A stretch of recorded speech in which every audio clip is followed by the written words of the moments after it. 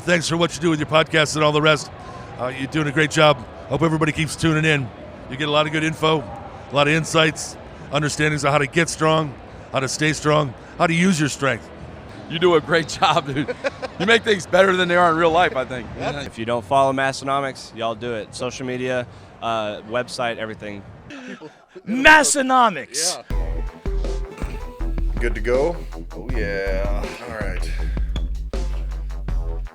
Well, guys, we're back. We're on our 4th week celebrating the 1-year anniversary of the podcast. It's been quite the bender. The party and don't stop. We're still not quite sure where it all lands, so we're still celebrating it. We're a little behind as far as recapping some things, so we're just going to start moving through. But I did want to start with, they had the Europe's Strongest Man was this weekend. Yeah. Mm-hmm. Obviously, it's a few weeks ago if you're listening to this in the future past. But Hafthor won. Spoiler alert. It was close, though, wasn't it? It was close. It was down to the last event. It was head-to-head on the stone load medley with him and Eddie Hall. But I want to back up just a little bit. Did you guys see the when they introduced everybody? I didn't see. I watched every event, but I didn't see the. Okay, I didn't see it either. Okay, so I got to try to find this. Let's see here. Eddie Hall. So Eddie Hall came out with no shirt on, in a all black leather gimp mask with a steel collar, handcuffed with steel chains from his collar to his cuffs. Why? In like the freakiest weird bear dominatrix outfit you could possibly imagine. I don't know where I'm going to find this on a Google search, but it's definitely worth looking up if you're not watching this on YouTube. So, did he have a reasoning behind this? I don't know. Or do you know? I don't think I haven't seen anything where he references it. God damn, this busted ass Wi-Fi down here is killing me. So we may not. You're probably just gonna have to look it up, I suppose. But it was a 420-pound man dressed in basically a gimp suit, and his DMs were blowing up immediately after. I bet his DMs got way weirder than Dan Bell's after that, for sure. Oh, did we ever talk about on the air Dan's DM referrals from us yet? I don't know. So I don't think specifically the referrals. Yeah. So Dan, we won't go into details about who the guy was, but Dan gets a message, and it obviously is something that he's very used to, because the first reply is, "Hi. Oh, you're big. I like how big you are."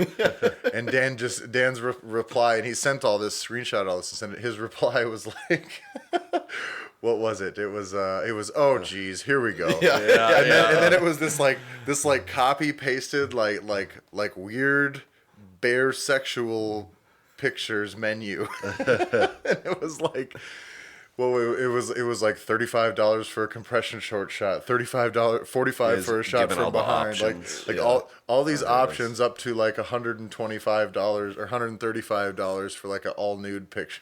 Yeah. And he says, "Oh Jesus, here we go." And he's all done on a professional camera with festive backdrop. I think the festive backdrop is the real selling point. I'll send you my PayPal whenever you're ready. Just let me know.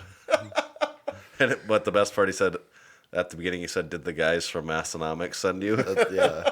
And then he said, the creepo said, "No, send me what?" What did they send you? Yeah. So, obviously, if you have any weird sexual requests, send them to dbale_74 on Instagram.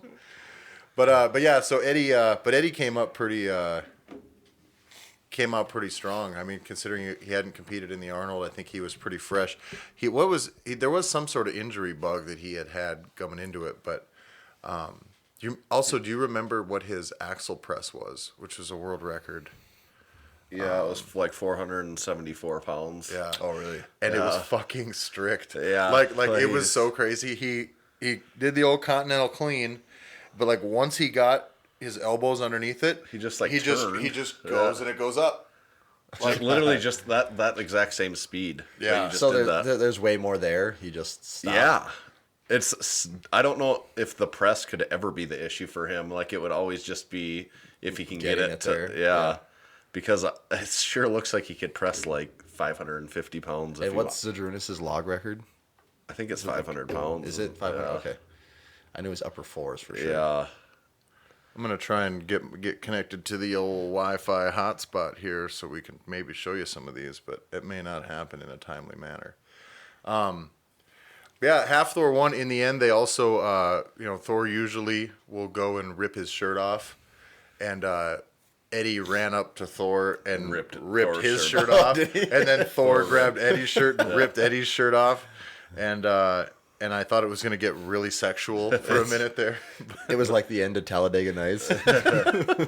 They were neck and neck on the Stones for like the first three. It was like the even last going into the one and a fourth. They were half. They were neck and neck going into the fourth, and Eddie was like stumbled with it a little bit, and then by the time he went to go to the fifth, he could see Thor was like already about ready to load the fifth, and Eddie is even like, you can see him curse. He goes down to his last stone, and he's like, yeah, fuck, because he still had did done, it. yeah, and when he was going so fast also, Yeah. but it's like he wasn't saving anything, so that's why he's so pissed. He's like, God, I'm doing this perfectly, yeah, and it's still not quite fast He had enough. that like one hang up where his Yeah. stone kind of rolled away up on the top, but like, there's not much more that he could have done. I mean, Do you know in those like what the lightest to heaviest? I mean, I don't even know. I don't know what that heaviest one is. It's 4 something. I don't know it if is. it's like 440 or I don't know. I'm sure the first one is 300 pounds even, I would think. Yeah. If not more. Yeah. But that's what I think, like, range is like 300 to 450, somewhere in there.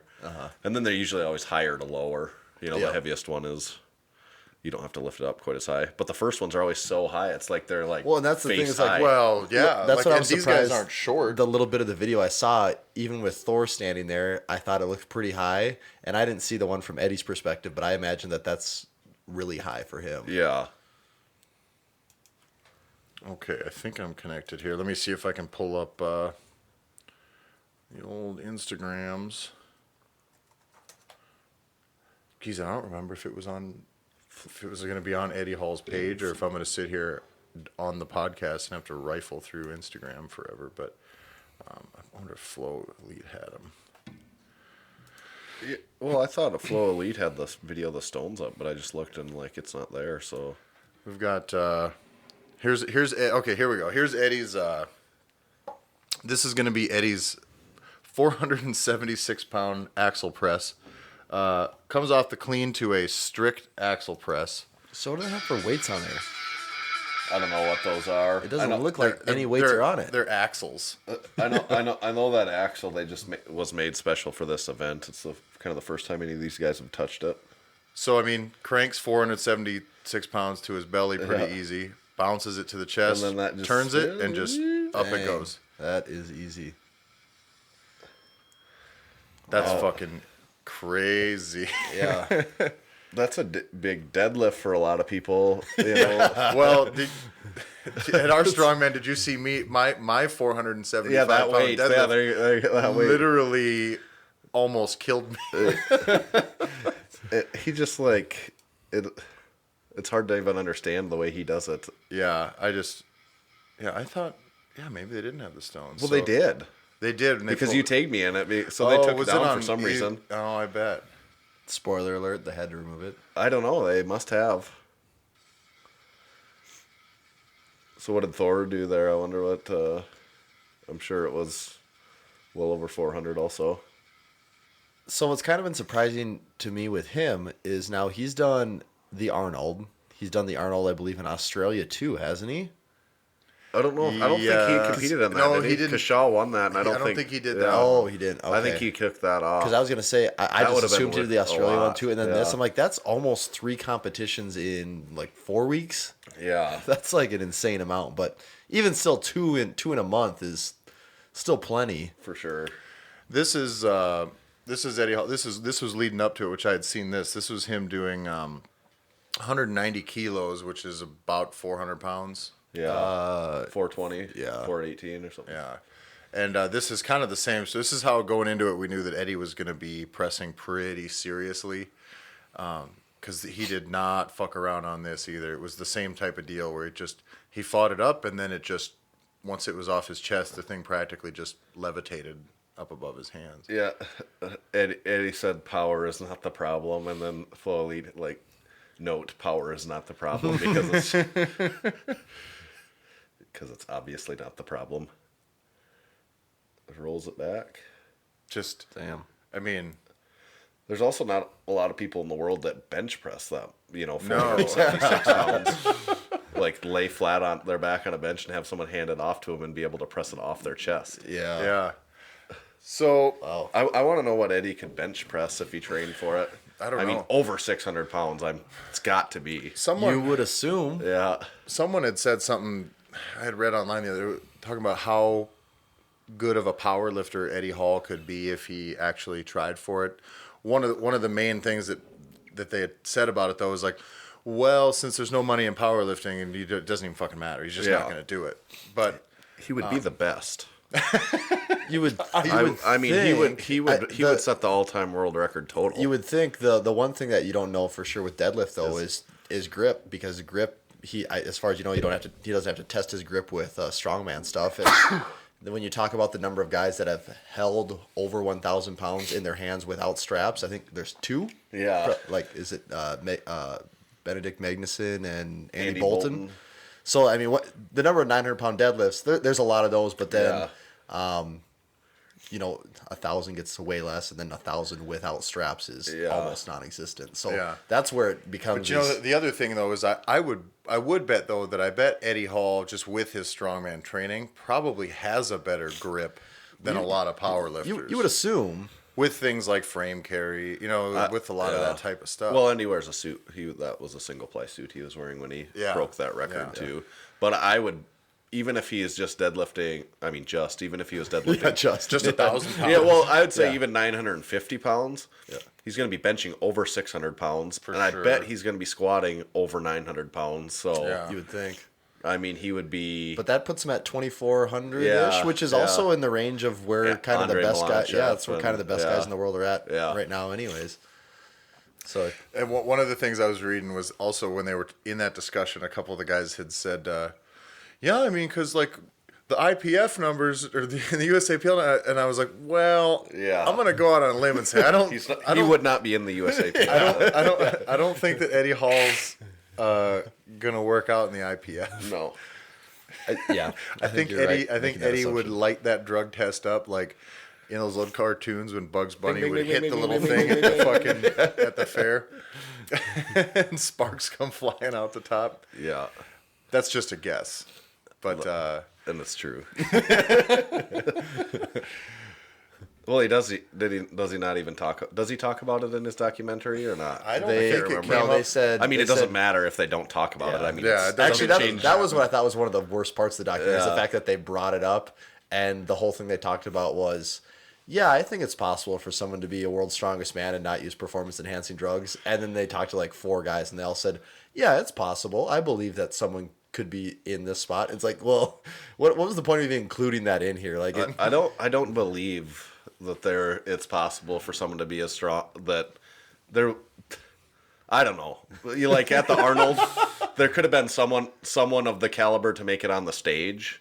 Yeah, maybe, but not the caliber of those top 5 guys. Like, I don't believe that. And also there is like you do have to genetically be at the top too. Like you have to genetically be at the top. You also have to work hard on the top, way harder than everybody else. And I think Eddie, as Bill Kazmaier said, you also have to have your chemistry set in order. Yeah. Well, and even just to show like how the genetic parts play in it is like I think Eddie Hall's kind of finding out like. Static strength, just pure.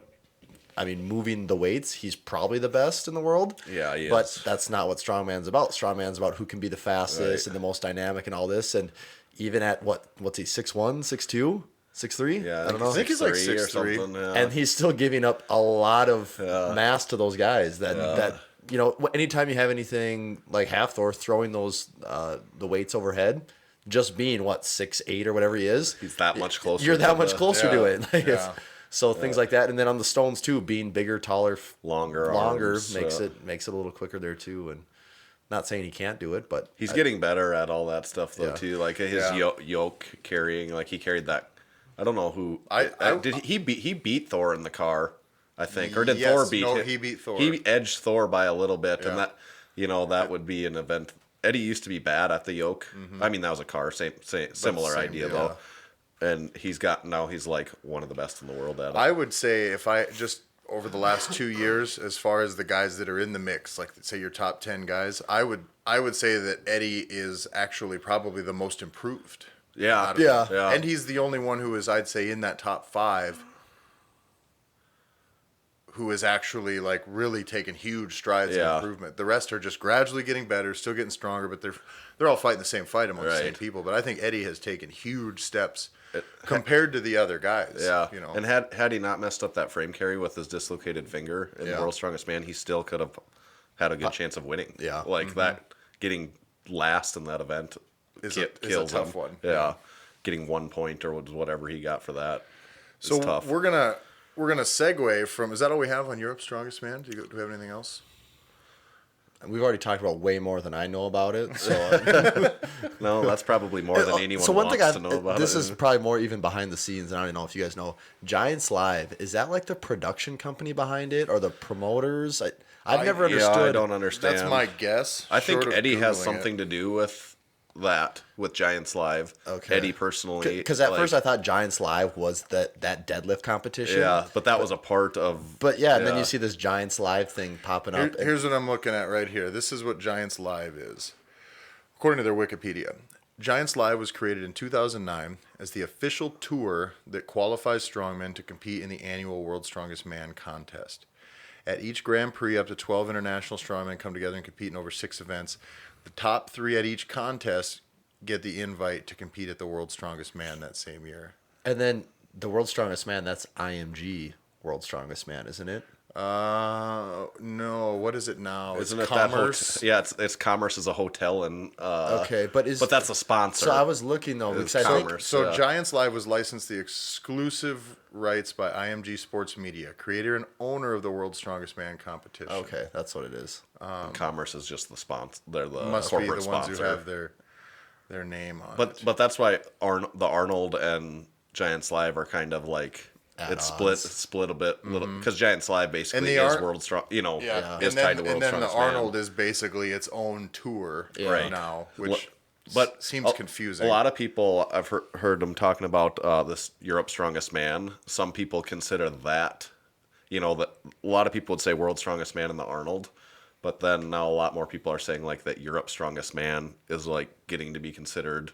Right. Argue in some ways is the premier event because like the way that they do it and the crowd that they draw. Yeah. People show up. Yeah. And because people love it there. Like it's actually a big where deal. Where even is America's Strongest Man? Like, because that's I a don't thing, know. though, isn't it? Is it a thing? I don't know. 'Cause I'm sure it is, If I but- remember correctly, Brian Shaw on like one of the last Powercasts he was on talked about how America's Strongest Man or whatever the title is, that a European had won it, and he's like, and that's not the way that should be. But it's like, well, then show up for this Yeah, stuff. but he should be competing in it if that's you what know. and maybe who knows, maybe it's terrible timing Yeah. or bad promotion. But We have America's Strongest Man, established 1997.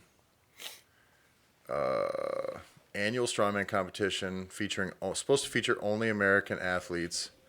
For some reason, Dimitar Savatinov, his name is on here. He's pretty American. That is not. Maybe he was born in Ohio, Yeah. That still doesn't explain. But the it way that actually the back doesn't- of his neck looks. yeah, but it actually doesn't his head. say that is. much.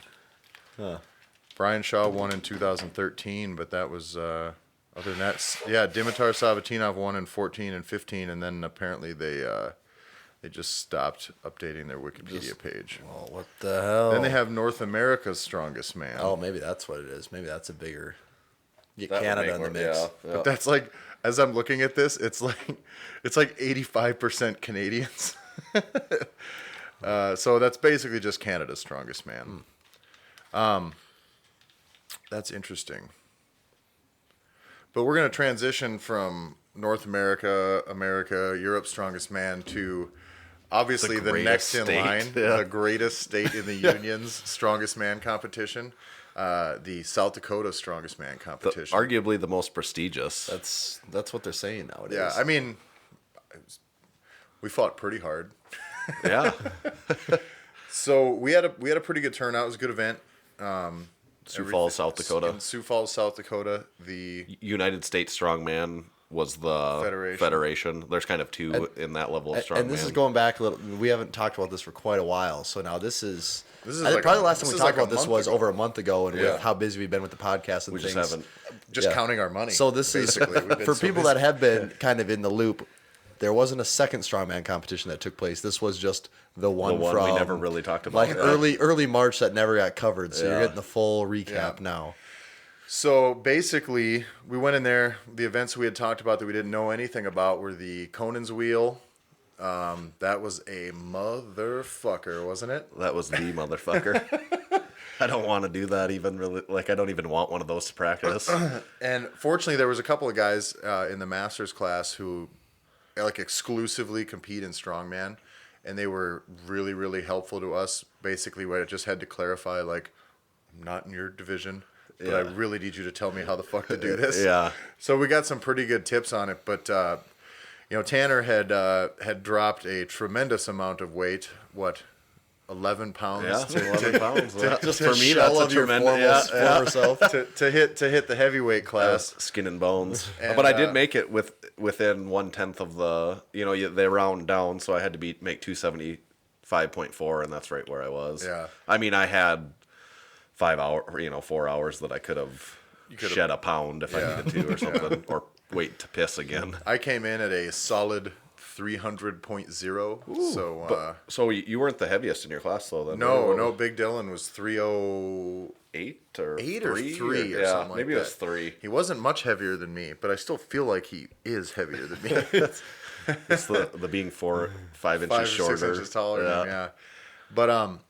But yeah, we had that Conan's Wheel was a son of a bitch. So Tanner took 650 pounds for a ride, or was it the It took me for a ride. took you for a ride. Yeah, it doesn't. I literally, like, the way that went is their advice was pick it up and don't start, like, pick it up and get solid with it before you take out. A lot of people would, like, try to pick up and take their first step in one motion, and this was as soon as you put it down, you were done, right? yeah. As soon as there's a little gray area, I think, as far as it touching and skidding, or like because I saw sometimes where I'm like, that has to be touching the ground. Mm-hmm. But the couple of the Masters guys, they were like, that makes it actually way harder. Yeah, I wouldn't want to do that on purpose, anyways. So, but I picked it up and it felt fine. Like, it didn't feel heavy. It was heavy, but it didn't feel like unbearably heavy. Like picking it up, or doing the Zercher part of it. And then I walked and I made it only 1/4 turn, and it jumped on me a couple times, and then my legs went completely mush, like I went from strong to nothing, like no strength in a split second, and dropped it, and I immediately felt like I was going to pass out, and I just leaned against the bar for a second, and I was like, whoa. Yeah. Because I felt good up until the exact second when I didn't feel good. Yeah. So do you just think the mixture of, like, maybe holding your breath and just the weight of it and the pressure just kind of... Yeah. I really don't know. Like, if I did it 10 times, I don't know if that would happen every time or not happen again. Mm-hmm. I'm not really sure, Part of it is that it kind of hangs like, the weight's lower, so it's kind of like a pendulum. So you pick it up, and if you're moving and you change your speed at all, so if you slow down, that's 650 pounds. It's going to be moving. You're not going to slow that down the same way. So that weight pulls forward, and then so you try to slow down, and that says nah, bitch, and cranks you forward, and then it comes back, and when it comes back, it comes back down. So it just starts. It like comes alive. If you fuck up if you're not a nice consistent speed, it really starts to buck. And I got about 2/3 of a turn, maybe almost 3/4 of a turn, and same deal with mine is I didn't know if I was strong enough to get it off the ground. So what I was hoping was to get it up and get moving with it at all. So I got under it and I just fought and stood it up, and I was like, all right, which only expecting to get it off the ground probably had me in a better position. Yeah. Because I was like, hey, look at that. Right, yeah, that's a big win. And then gradually getting the sole sucked out of your body with that weight on your stomach. Started moving, and everything was going as okay as it can be when you're carrying 700 pounds. And then all of a sudden, same deal, like you slow down, you jumping, you and misstep once, and that weight starts swinging. Yeah. And you go back a little bit, and then all of a sudden I covered about 6 feet in, the snap of my finger, and then that fucker just is on its way down. You're not going to stop 700 pounds that's trying to do something. Right. No. That was pretty gnarly, but I did better than I expected to do with that. You won your. I did win that event. I was fully expecting to scratch that event possibly, so that was a win. And I got last in that event in my heavyweight. Yeah. Then we had the deadlift event, which Tanner came out and just absolutely smashed. Yeah, the deadlift went good, a lot better than. Actually, the deadlift was prior to the. It was the prior event, and but that didn't have an effect on how far. Like, it's not like because I deadlifted heavy, I didn't do well on the Conan's wheel. Yeah, that wouldn't have mattered. The Conan's wheel was such a wild card. It's like a skill. It was one of those things. Oh well, that just is what happened. Yeah, for sure. But we came out with the deadlift, and I am not a good deadlifter, as we've talked about on this for about a year. And so I come out and I'm like, well, I'm going to open at 435. And first off, the people taking the openers looked at me like are you hurt? You mean 835? You're in the super heavyweight class. You know what I mean? Like what are you doing here? And then like they probably didn't look like that, but that's just like what you think. That's what I yeah. This paranoia. Well, no, because a lot of the competitors would, because I'm just larger than them. Yeah. So a lot of the competitors, what are you open at? And I'm like, 435. And they're like, what the fuck? And then it was the same deal. I got asked, like, are you hurt? Yeah. No, but except for my feelings now. And I don't know, deadlifting ain't clicked yet. But and so I came out and I hit 435, and it actually felt good. I hadn't had a good deadlift day of training in months, and actually hadn't lifted more than 405 in months, and even that didn't feel good. So 435 was really easy. yeah, it moved right? well, as easy as me deadlifting goes. It looked I didn't really enjoy it. It fast, moved, and I was like, well, I guess I'm just gonna go for a big PR and hope I hit it. So I put 475 on, and did like the nastiest pause halfway back down. Like that lift definitely would not have counted in a powerlifting meet. It was the weirdest I just I've ever had to seen. laugh because I didn't know really anything about it until I saw the video on the Massenomics Instagram page, and I think your caption, Tanner, was like, Tyler sets a double pause PR. And I was very confused because I had no idea what I was about to watch. And then I don't think anyone else could do that, like with a heavy weight, if they were trying. You know, like you couldn't put on like 90% or more of And hold and get there, do hold that. it, have it come back down, Yeah. and then come back up, and then pause it again. It almost looked like the strength was absolutely there. It was more like your brain was like, we don't do this. Yeah, and then Okay, it's going, well, maybe we should stop. And then it's like, no, keep just going. kidding, real easy. But that's what was weird is like after both pauses or even went down maybe like it did. 6 The inches. first one, it went down for sure a full like inch and a half. But then how fast it came back up again is what didn't make sense. It's like, how could that have been going down and then you just like went like Reverse it. yeah. What it was the absolute fear of shame. I was like, I had already like had everybody judging me for being weak by opening at 435, and then I got this and it started, and I was just like, I am not going to let go of this fucking bar.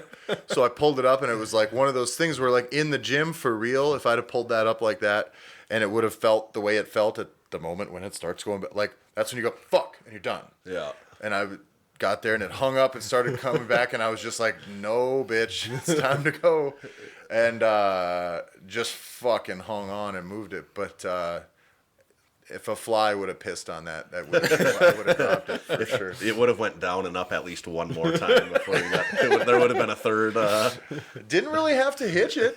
No, that's not what I would call a hitch. I No, did it all was that. just like, I did all that at my shins. Yeah. No, there was no hitch. I don't think at all. But that was good. That was That fun. was a PR. Yeah, Right? yeah.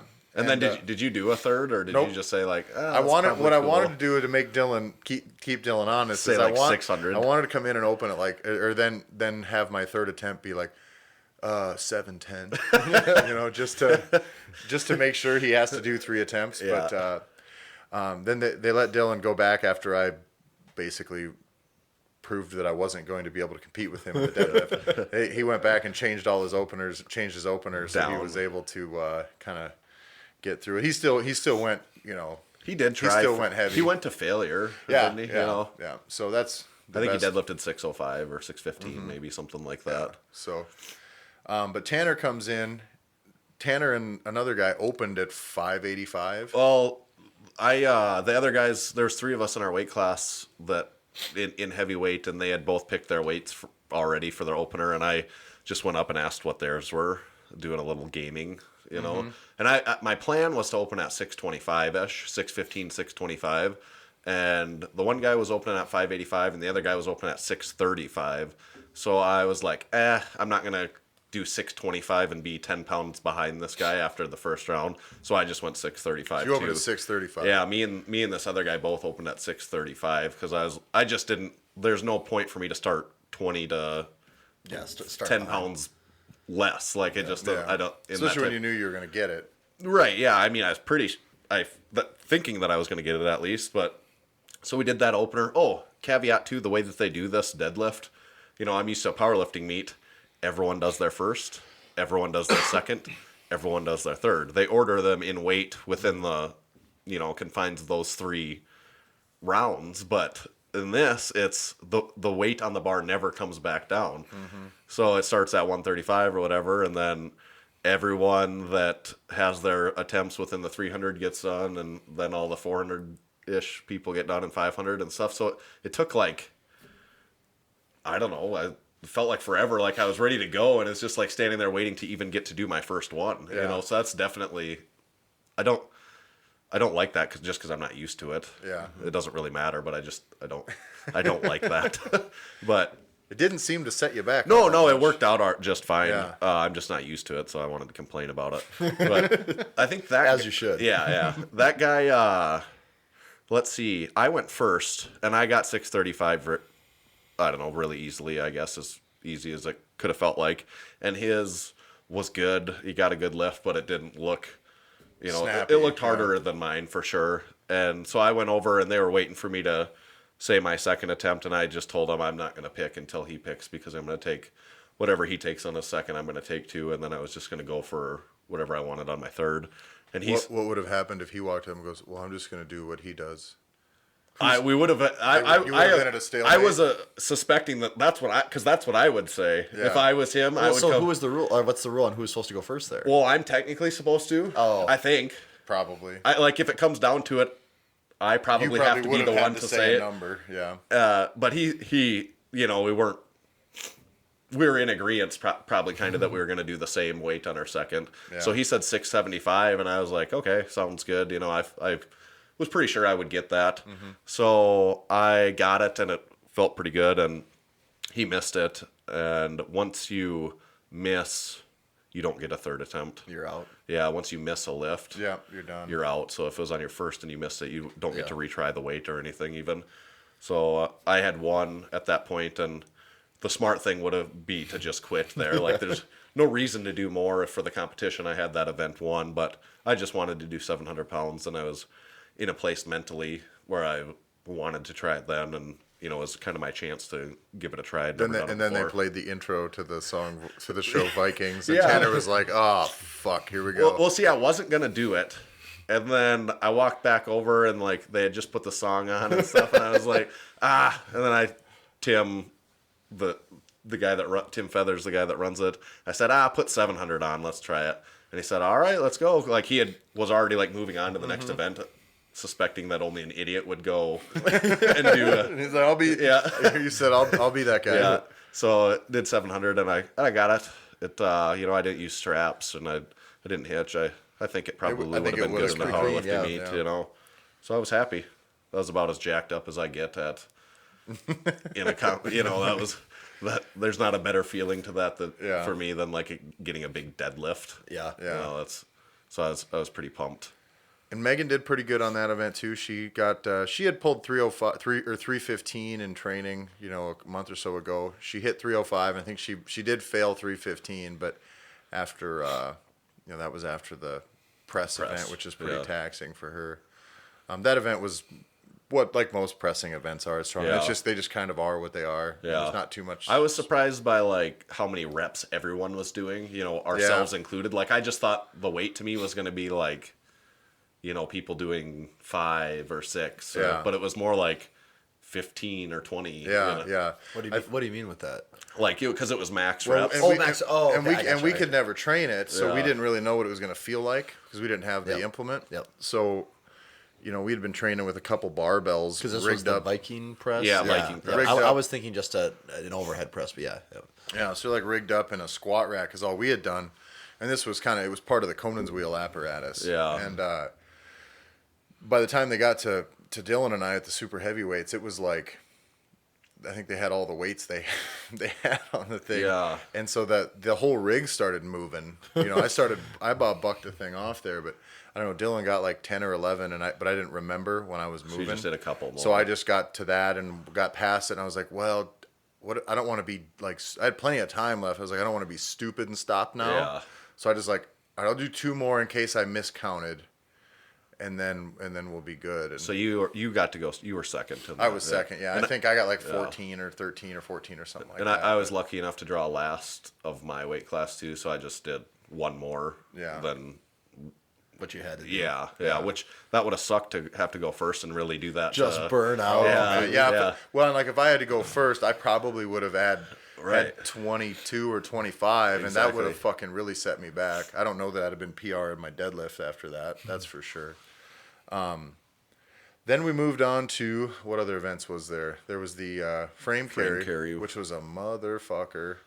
Being a shit deadlifter, having a 650-pound frame for me, it was just not moving. I mean, Dylan's a strong deadlifter. He got his moving, but maybe like 30 feet. I can't remember. Did he make it one? He didn't make it one. No. He, I think, made like 20 or 30 feet. He got it moving. But getting that fucker off the ground was a battle. Was nasty enough. I like sat there and just was like, it was kind of like when we did our car deadlift. I was just like, I don't know what else to do. I'm really pulling, like I'd love to miss a weight getting it off the floor. Yeah. And then like being like, oh, it's just too much. But like when it just doesn't move, what else do you do? What do you do? I'm just like sitting here and you're like, do I lean back more? Do I push? Like, what do I do? It just isn't moving. Right. And did you make your whole run? Yeah. You made your whole run. Yeah. What was your weight? 600. And yours was 650, I think. And I made it, and I made it pretty fast. I won that. Would you say the reason you were so good at it is because Eve had pushed you so far in the gym previously? And I don't know about that, but it didn't feel that. I like that event. Like I could have gone heavier and not like my grip felt like it was locked. Did this one feel better in the hurt. hands than the trap bar in the gym? Oh God, I mean, it's still. The worst part about the event was the feeling of the fingers. Yeah. Like after it's over, because even warming up with like 300 pounds, when I set it down every time, it's like, okay, are my fingers capable of going straight? Yeah, that's an event too, like kind of like farmers carries, where like you got one where you can really lay it out, and you're fucking done. Yeah. Like so once your grip goes, it's over for the day. So warming up with it, did a little bit to get moving, but I was not really planning on like pushing my grip because I figured I'd be lucky if I moved it. And the grip thing, it's a tricky event because in the middleweight class, the class below me, there was one guy that deadlifted 650 and another guy that deadlifted over 600 pounds, and their frame was 550, but both of those guys couldn't hang they made like a fourth of the course. They just they couldn't. And what was happening was they were strong enough to deadlift it. Yeah. They'd get it up and they'd get moving, and then the grip would go. Yeah. And then what you're doing then is they would be deadlifting. Yeah. The one guy deadlifted it like 7 times. 7 times. Yeah. I was like, Jesus, man. Like, winded, cranking that much weight off the ground is nasty. Then after that, we moved to the grand finale of the kegs and bags. Kegs and bags. And it was a straight carry, no load. You basically just picked it and moved with 60 feet. We were in a situation going into it that me, Tanner, Megan, and Keith, basically Tanner would have had to really shit the bed to lose. Keith would have had to win to win. I had to win, and Megan had to win to win. Yeah. Megan come out and smashed it. She'd did really been good. training her sandbag. That was a good event for her. Yeah, That was- and she's been training the sandbag probably more than any of us, Yeah. you know, for sure. So she come out and that was just like putting in work. She Yeah. just knocked it out. It was probably, that sandbag was probably lighter than what she trained Yep, with a lot it of was. times, Yep, you know, yep. so- So then Keith lost the keg a couple of times, and that basically is what.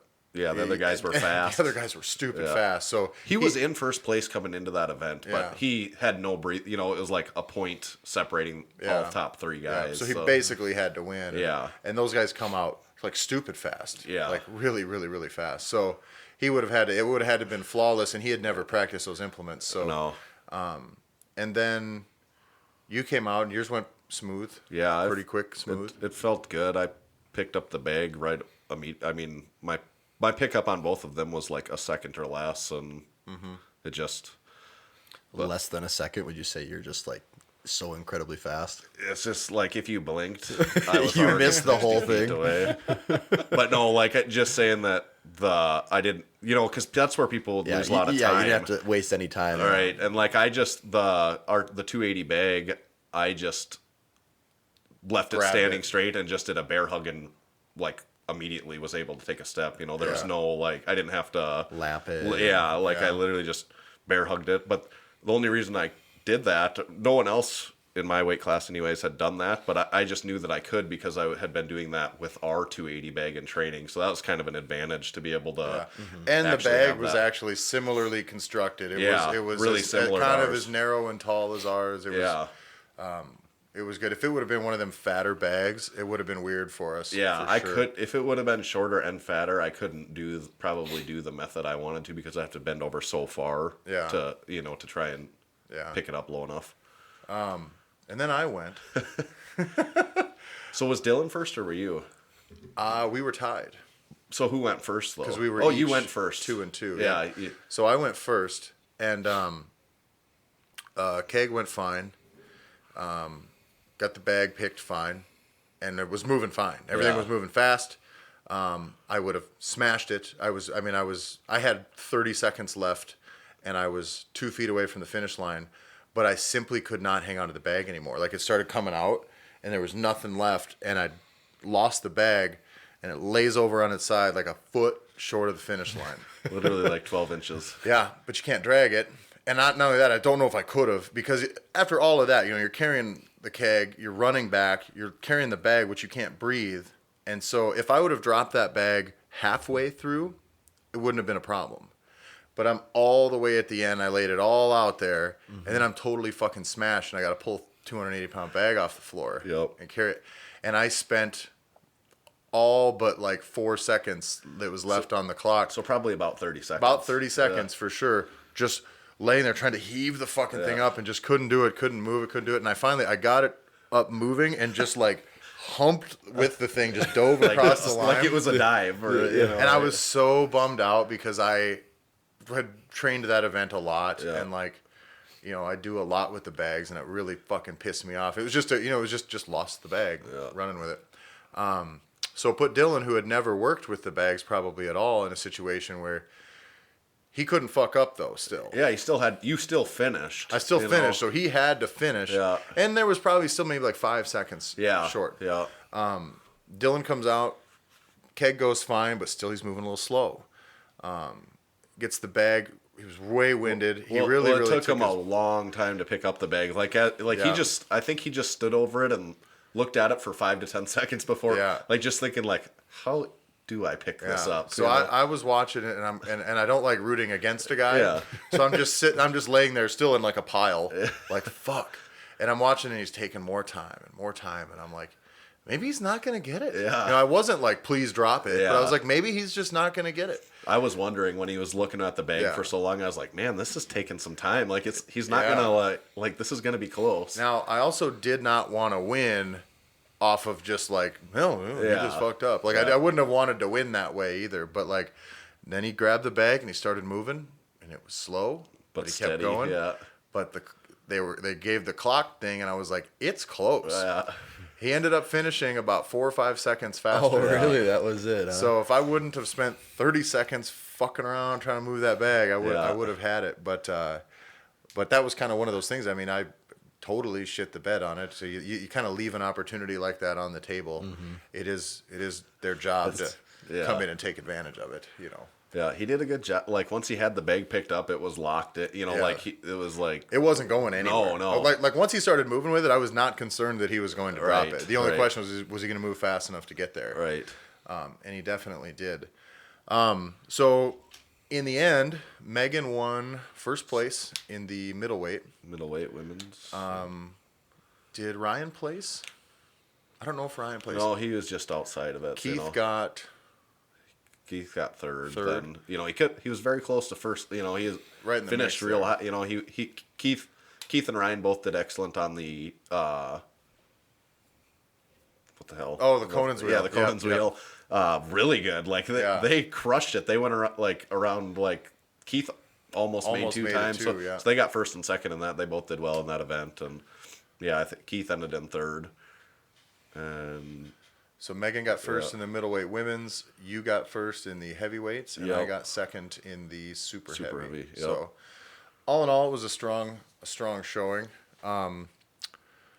Well, I guess we could probably at least address the deal now. I mean, also, so we were there. Dylan came down. We've competed with Dylan at pretty much every strongman competition we've done. yeah, he's always there. He's always there in Huron. He's always there at the one we put on. So I've competed against him at our event, at Huron's, and at this one. And I did at least 1 year. So I have like 4 or 5 times. Yeah. So Dylan's a pretty familiar face. His family's very familiar. They're always there. Dylan's dad is always there, and he's always been really, really friendly, really nice to us. Big Shane sat with Dylan's old man during the competition in Huron and said, Big Shane doesn't sit with anybody. Big Shane does not sit with just anybody. That dick. And he said Dylan's dad knew everybody's name and knew who Yeah. was good at what, and really, really had a good time. And but Dylan's dad, and Darwin's his name, is that correct? I think believe so. Yeah. Was actually killed in a car accident about 2 weeks after that This event. event, yeah. After this event. So it's a really real sad deal for Dylan and his family. So we just wanted to extend our condolences from the Massenomics family. So keep the Knutsons in your thoughts and prayers if you could. Yeah, for sure. So he'll be missed. We enjoyed having him on the sidelines, cheering everybody on and all that. Yeah. So Yeah, and even when you look back at a lot of the pictures we have, he's Yeah. he's in We the, actually- we he's have- in the He background might of be every on- single one of them. on the gym wall More. more than anyone else because literally in almost every picture on the wall of the gym from a strongman competition, you can see him sitting in the back. Yeah. Yep. Yeah. And he was a good sized guy, so you see him right away. It's like, oh, there's Dylan's dad. Yeah, yeah. So I think the one we have is we have the big poster of Big Ross doing the farmer's candles. Yeah. and He's so sitting right there. basically there's two people in focus. Yeah. There's Ross, and then there's Dylan's dad there, Yeah. just grinning ear to ear. So, so he'll be missed. We really enjoyed having him around. So we extend our condolences to the Knutsons. This is basically impossible to segue from, and We've never talked about anything serious before. this is so- it's the only time we've I talked don't know about what anything we do serious. now. This is So I do want to. We're gonna since we're not gonna run into anything of more significance. I've been looking up a few things lately, and I've been trying to. Do we want to know what you've been looking up? Is this like Well, no, I've been looking up lots of things, but this is a few things that I've been looking up. I've been trying to put together maybe a recurring piece of some 5-star reviews of some really, really terrible fitness equipment that's out there. So terribly good? apparently really effective, Okay. according to these people. So this week's is on the shake weight. I have 2 5-star reviews on the shake weight. And I'm going to go with the first one for you guys here. Obviously, everyone knows what the shake weight is. I It's that assume jack-off it's, thing. it's the jack-off fitness thing. the jag-off dumbbell. It's the dumbbell that just has springs in it that you just shake. It's a joke. I hope nobody out there has ever seriously none of our listeners have ever bought the I shake really weight. hope none of our Yeah. listeners have bought the shake weight, Yeah. but lots of people have. You know what I mean? Oh, yeah, there's a lot of commercials on TV. I can't Yeah. imagine you're doing that unless you're selling some. Yeah, for sure. So this one is a 5-star review and I wanted to find some people who the shake weight has really impacted their fitness. And this is from Eden Isaac, and he says, capital letters, great workout. He said, so many people make fun of this weight, but anyone who has tried it even once knows that this is a serious workout tool. If you're dedicated and stick with it, you'll see results so quickly. I love the shake weight and don't regret buying it for even a second. I don't use it as often as I should, but even skipping days, I still see results. Imagine if I did it every single day.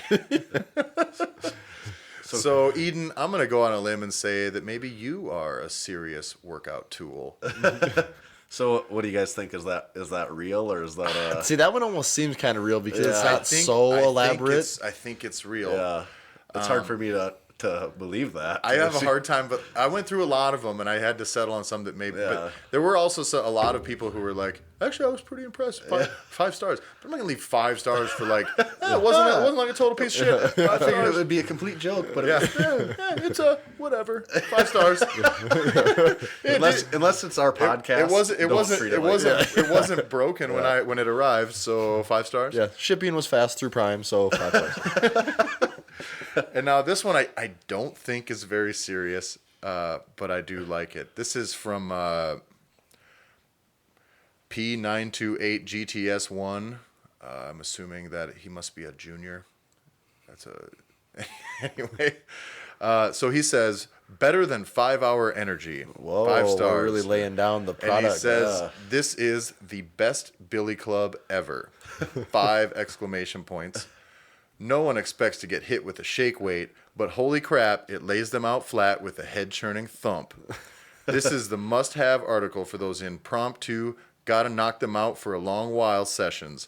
Nothing gets a child support check out a deadbeat dad quicker than a, in quotes, no you didn't, wallop to the cranium. 5 stars.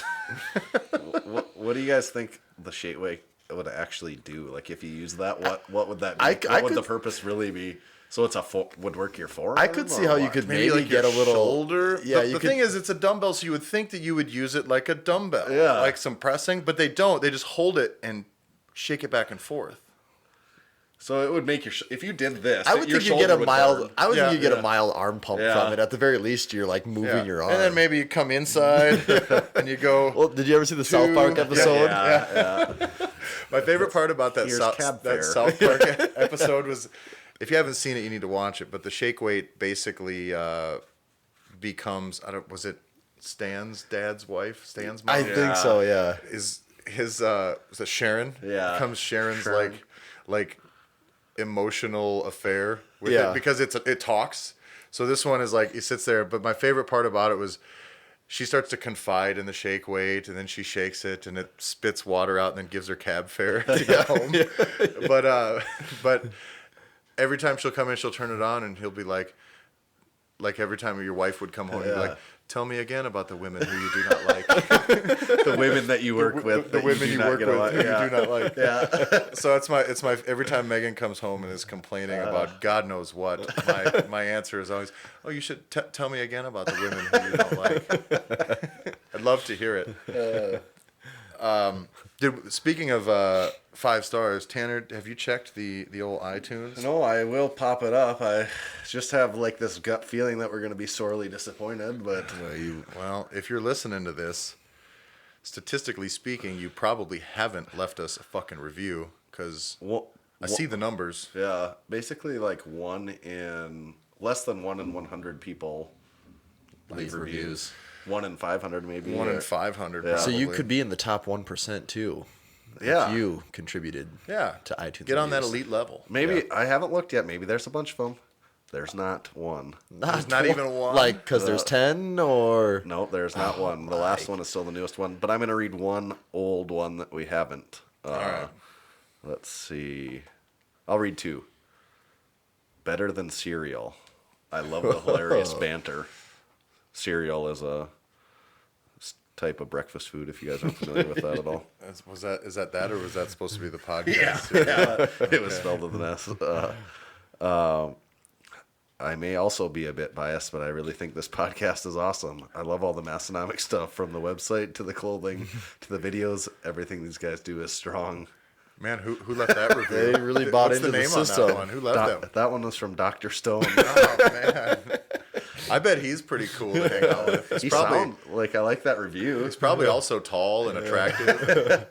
Wears cool hats and isn't trying to hide a hairline issue underneath him. Well, guys, you definitely need to step up your iTunes review game for sure. Yeah. I don't know what more we can ask of you. Quite frankly, it makes me sick to my stomach. Yeah, it's insulting. It's been a year, and you guys have been like, I'm looking at that and I'm reading through those reviews, and I'm certain that not a one of those is from my mother, who I know listens to this podcast. Yeah. But you said that last week, so maybe by between next the time that this comes out, maybe with the delay, you guys are gonna get your shit So maybe together. now she's writing her second review. Yeah, she's like, But darn it, if Tyler, I you're keep writing these reviews every week. but if you're still listening to this, whoever you may be, and you haven't left us a review, we don't really ask for money. No, this is going to be our recurring segment at the end of it, where we just bitch at you? about not getting that. The end of our next review is going to be, I really enjoy the podcast, except for 10 minutes where they complain about how nobody leaves reviews. Or at the very least, if writing a review really is just outside of your scope of capabilities, you could just say, find a friend that might like this podcast and show them how to download or subscribe, and then just let the gift keep on giving to that person. It really is the gift that it keeps on giving every single week. Like you subscribe once, and like it's it's a tremendous gift that we're What giving have I you. signed up for? it's like one of the. Have you guys ever signed up for any of those things where you get like a box of something? I haven't, but my old roommates used to. Like what? For what? What types of things? Like I've never done that. They before. had a subscription service. Is it called Game? Was it like weed tools? No, not that exciting. Like Game Crate or Game. It was something like that, and you got this black box in the mail once a month, and it would have like a collectible video game figurine, Amiibos. a T-shirt of some kind. Just stuff like that. Yeah. And then I guess the way it works is like some of them, if, let's just say there's 10,000 people subscribed to the service, like 1% of boxes would have this one really valuable thing in it. 5% would have this thing in it. So like you do have this And thing the to one look forward that to. you get every time doesn't have that. Yeah, pretty much. 'Cause it's only 1%. You just of see people on get- Instagram, Yeah, like somebody oh got damn, one. some people get really cool stuff, and I got this cup. But no, they did actually. To be fair, they did the video game Doom. I did see they got a really cool cup for the video game Doom. I was pretty impressed with it. So. Okay. We in my house we do subscribe to the Dollar Shave Club. Okay. But it's actually my wife that subscribes to the Dollar Shave Club Okay. because their razors are superior. So it's a pretty good deal then. Isn't it cheaper too? Yeah, it is, but it gets to the point now because I don't shave Yeah. really ever, and so she uses it to shave her legs. Yeah. But they send like a 5-pack every 5 or maybe like 2 5-packs like So you every got a month. shitload of razors. So now around. I've got enough to where I'm like kind of thinking about canceling for like 6 months. Yeah. But it's so stupid cheap. It's like $5 a month or something like that. Yeah. I've never done any. You can't afford to not have it. That's big, like in the fitness thing. There's all these lot things. of them. Mark Bell was on. There's like Strength Crate or something like that, and they have this shit where they have like 5 different tiers, and so they're like Really, I didn't even know $50 that they a had month for one, all the way up to like $90 a month. But But what about just buying what you actually want? Well, that's what I think about it, and like, but I suppose it's a way to maybe try. Like, so I know one of the things they had for this one was like it came with the Spud Ink, like the farmer's handle strap carry thing. Like, oh, that's kind of cool. But what if like you didn't want that? Yeah. And then you spent $80 and you got this thing that you don't want, and a few other things that you may want. That are most things are like consumables. Yeah. And there might be like cool pair of socks, and then like a big thing. And if the big thing is a miss with you, fuck, I'd be so mad. It's just like If I literally had too much money, like where I was like, God, I don't know what to do with all this money that I've got, I would probably subscribe to. it's like, oh, what did someone surprise me with my money with this month? That's probably the only circumstance which I would do. If I had an amount of money where I'm just like, Gosh, I don't even know what to do with it anymore. I would like to have surprises sent to I me can see that I paid how, for. like, at a certain point in your life, if you could, like, contribute $1,000 to monthly subscriptions, it's just, like, every month, like, what did people send me? Like, it would start to get pretty fun, you know. Especially if you're, like, lonely and don't actually have friends. Join people some send me some things. wine and food Like, clubs, if some you're lo- underwear clubs, If you're some lonely sock. and friendless like the three of us. I also do enjoy that feeling though. Like if I'll have like a mad rash of online purchases, Win it all. and then like even if it's little things, like I would encourage everybody to spend like $50 a month on things that are less than $10 From Amazon. and just like you'll forget if you do it enough, you'll be like that feeling when something is at your doorstep and you forgot what you ordered is my favorite first world problem, to be like, ooh, what is this? That? Yeah. That's a tremendous feeling. Except at my house, though, it's Not like, ever for you. Well, when it always, I put my wife's name on the shipping thing because that's just what's in there. Yeah. So when something comes, and the opposite of the effect, she has to go through that where she's like, ooh, what was it that I got? And she like opens it up. And she's like, the oh, total disappointment of it's a it not being freaking for her. lifting straps. Another case of fucking chalk. She'll get mad about it. Like, Well, and then you have to answer for the money you're spending on it too. Then, Yeah. Because now, if it just showed up in your name and there was no disappointment from her about it, maybe there'd be a little less pushback from like, the fuck, Tanner. yeah. But when it's in, like, she also has to go through the rejection of not getting, thought I was getting something cool. This asshole needs to stop spending money on this shit. Do you guys have anything else we needed to get out today? Don't think so. Oh, that's about all I have. We have a few things we need to ask of you now that we're done yelling at you about the iTunes reviews. Okay. If you did listen to us last week, we really, really need you to go to YouTube. First, subscribe to our YouTube channel, youtube.com/Massenomics.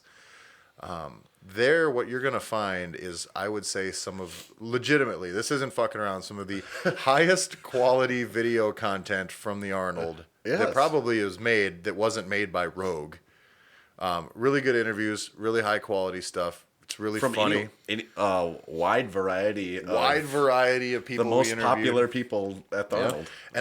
And like based on YouTube standards, not very many people are watching it. I have seen them yet. Based on most standards, not very many people have seen them.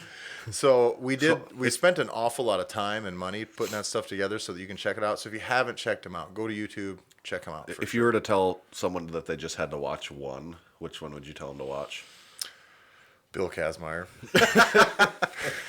Because we've all seen them all now. You know, we lived them, and then we've Bill all seen them. Kazmaier's is really good. Mike O'Hearn's is really fun. Mike O'Hearn's. Even the roundup of everyone is just very entertaining. Yeah, that would probably be the one. Yeah, But the full aside from roundup. that, then yeah, Kazmaier's pretty good. Kazmaier would be a good choice. I'm gonna give you two hashtags here, and I'm not gonna spoil the content here, but if you enjoyed that, make sure you post something about it on Instagram and hashtag dinosaurs are people too, and hashtag dinosaur lives matter after you watch our Bill Kazmaier interview.